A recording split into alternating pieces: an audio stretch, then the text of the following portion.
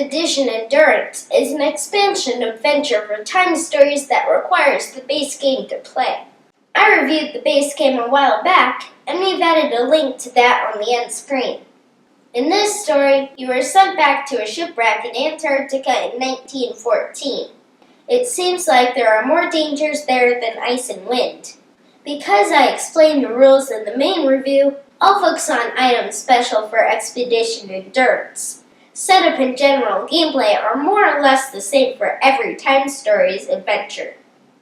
Characters have their own ratings and abilities, and some events are only possible, or at least easier, with certain characters. One particular Fenrir could lead to some fun role-playing if you're willing to bark and growl like my dad did once in a game he played. You'll learn about the story and crew members as you explore the ship. Some decisions will open or close paths. Some will kill you. In Time Stories, death isn't the end. You'll just get yelled at by your boss, Bob, and sent back to try again. Eventually, you will reach the end of the story. You'll do the Time Stories thing. Roll dice, read cards, and see what Bob has to say. And that's Time Stories Expedition Endurance. The Time Stories board is large, but the decks and pawns sit on it.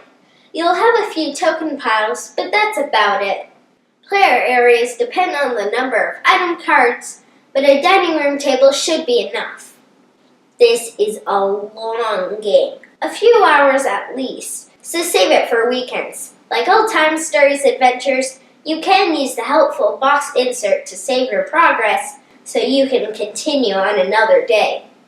There is very little math, but a lot of reading, maybe grade 5 level. It wasn't scary for me, and the whole thing is nowhere near as creepy as the asylum, but some parts were close.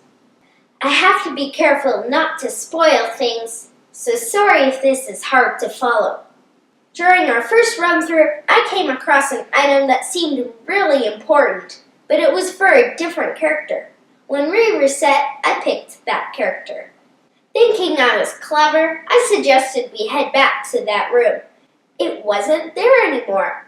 I could not believe it.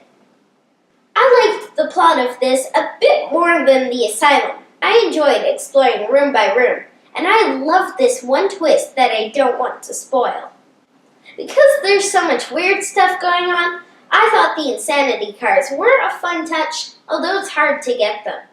I mean, that's good because you don't want them, but it would have made role-playing more fun. This is a small thing, and not everyone will agree, but because I find Time Stories to be a bland-looking game, I wish the art was better. It would have pulled me in a bit more.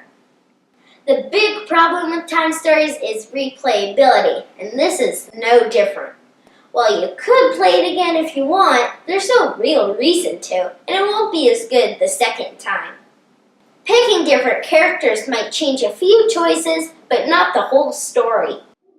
If you enjoyed the dark mystery of Time Stories' starting adventure, The Asylum, I think you'll love this just as much, possibly more. If Time Stories gameplay didn't hook you, this $30 to $35 Canadian expansion definitely won't change your mind.